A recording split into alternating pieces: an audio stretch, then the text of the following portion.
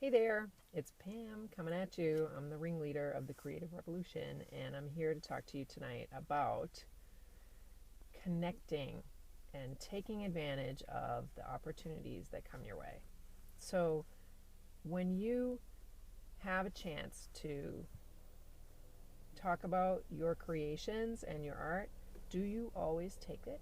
Do you always take that chance and take that risk and say, yeah, I'm working on this project, and explain what you're doing and talk to people about how and where they can buy it? Do you? Let's be honest. If you have a piece of art in a gallery or you're doing a whole exhibit, do you go to the gallery for the opening? Do you connect with the gallery manager and go there and talk to the patrons and the clients who might want to know more about you and your art? Do you do that? If you want to sell your art, guess what? You best connect with the people who are interested because they want to know you. They love, love, love being fans. They love talking to the person who made the stuff. They love connecting with the person in the spotlight. Just think about it. So do you, right? If you can have a chance to talk to an artist that you respect, whose work that you really like, guess what? Isn't it cool and exciting? Think of it that way. The people who are looking at your art are just like that, and they want to meet and talk to you. So go to those exhibit openings, go to those meet and greets, go to those things where you can talk to people and find out more about what they want and tell them about what they're interested in.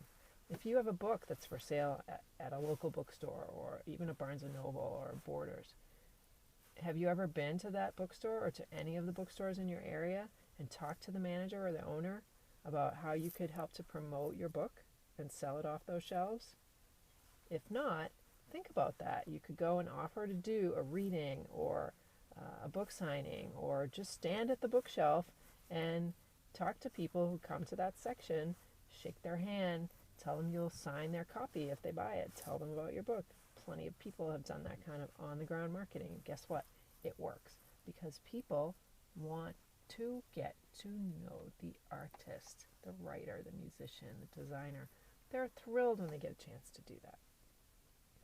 If you have a product on Amazon that you've made or on Etsy, talk about it all over the social media landscape. And let me tell you, don't be afraid to bug people because you may post 10 times and think that everybody sees all 10 of those posts. They don't. Maybe they see one. Maybe. So get out there and talk about it. Talk about it different ways. Give people little tidbits of, the process. Take a picture of when you're making the thing. Tell a little story about whatever inspired a scene that you wrote about. Talk to people, engage with them, connect with them, let them see a piece of who you are, and I guarantee they'll be more and more interested in buying from you and in following you and becoming fans. Same thing with music. You know that you have to promote your gig before the fact, right? All the time. So you can't just sit back and wait for people to show up, right? It's the same with your music on iTunes or your CDs or your music on SoundCloud or Audio Jungle. Point people there. Send them there. Talk about it. Get that audio up there and give people a little taste of what it's like and and help them to get to know your sound. So all I'm saying is if you want to grow your fan base, sell your creations, you have to make that effort of marketing and get out there and talk about stuff, right? Have your bio ready for anybody who starts to sell your things. Give it to them. Say, here's my picture, here's my bio. Don't wait for them to ask you. It's professional to have that ready to go. Ready to go. You can use it anywhere. It doesn't have to be long. In fact, shorter is better. 150 words. Secret right there. Short bio, nice headshot. Use the same one all the time. I teach that in my Modern Business Plan signature program. Have that bio, have that elevator speech ready to go.